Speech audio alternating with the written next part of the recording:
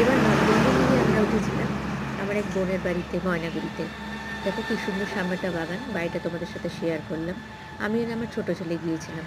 বাড়িটা একদম হাইওয়ের ওপর, ওখান থেকে সব জায়গা দেখতে বেরোলাম, সেখানকার স্পটগুলো। কি সুন্দর চা বাগান রয়েছে রাস্তার ধারে, রাস্তাগুলো একদম পরিষ্কার। এই যে লাটাগুড়ির জঙ্গল, একদম ঘন জঙ্গল, এখান থেকে মাঝে মাঝে হাতি দল বেঁধে বেরিয়ে আসে।